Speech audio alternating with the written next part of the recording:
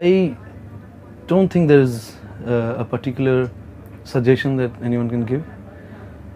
कुछ मतलब there is no hard and fast rule कि ऐसा ही करना है, ऐसा करने से ऐसा होगा, वैसा करने से वैसा होगा, ऐसा रूल नहीं होता है। जितना मैंने सीखा है उस हिसाब से I have always understand from my guru कि as a singer गला important नहीं है, गला is basically your machine, you have that system inside you, और उसके बारे में नहीं सोचना है, उसको वार्म अप करना है। जैसे हम लोग like an example I like to give, मेरे गुरुजी हमेशा बोलते थे कि आपको मैराथन करना है, आपको रेस करना है, तो आपको पहले तो आपका बॉडी का वार्म अप चाहिए so that you can run. So पैर के साथ साथ बॉडी का हर muscles, you basically you have to be active and you have to practice. तो प्रैक्टिस से क्या होता है, आपका मसल्स जो फ्लेक्सिबिलिटी है वो आ जाता है, and then you target in your brain.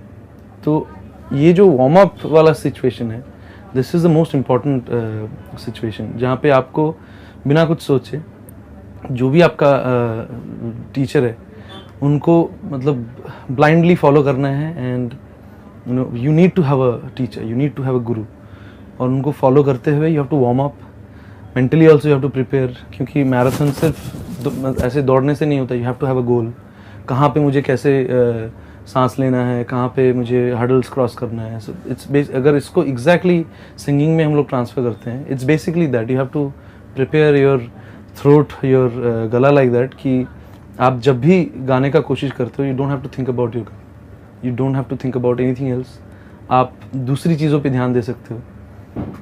But at the same time मुझे जैसे प्रॉब्लम होता था, पहले मेरा गला टूट जाता था, बहुत बार ऐसा होता था कि रिकॉर्डिंग के पहले गला टूट गया, स्टेज के पहले टेंशन में गला बैठ जाता था।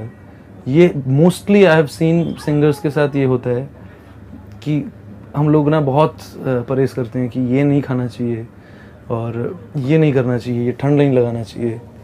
अल्टीमेटली कुछ नहीं होता है, अल्टीमेटली तो आपका गला है अपने आप ठीक होगा।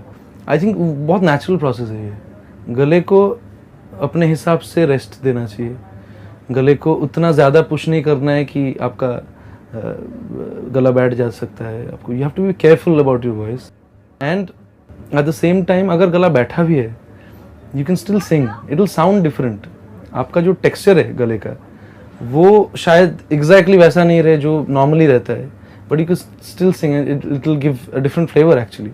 गाना तो दिल से है, गाना दिमाग से है। आपको कैलकुलेशन जो है, आपका टेक्निकल कैलकुलेशन, जो आप सुर का जो कैलकुलेशन है वो आप दिमाग से करते हो, और उसको नेचुरली आप प्रैक्टिस करके याद करते हो, उसके बाद you forget about that also. So basically it's a process of unlearning things. आपको you have to be a singer, at the same time you have to become a non singer and deliver.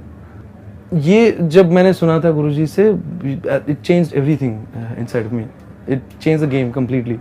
तो जितने सारे recordings मैंने किया है आज तक, मेरा गला हमेशा एक जगह पे नहीं रहा है, and I have been really struggling कि एक दिन रिकॉर्डिंग का डेट आ गया और उसी टाइम पे गला बैठ गया, और मुझे अभी समझ में नहीं आ रहा है कि मैं क्या बोलूँ म्यूजिक डायरेक्टर्स को।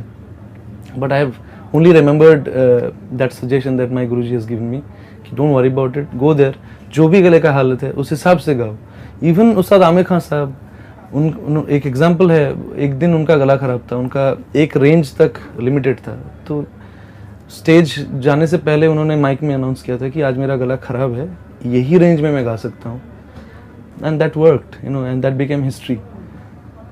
So this my suggestion is, आप सिर्फ गाने के बारे में सोचो, आपका बॉडी, आपका गला जो है वो अलग पार्ट है, वार्म अप करो, एंड गाने के टाइम पे just forget everything and just concentrate on the lyrics, concentrate on the situation, and sing your heart out.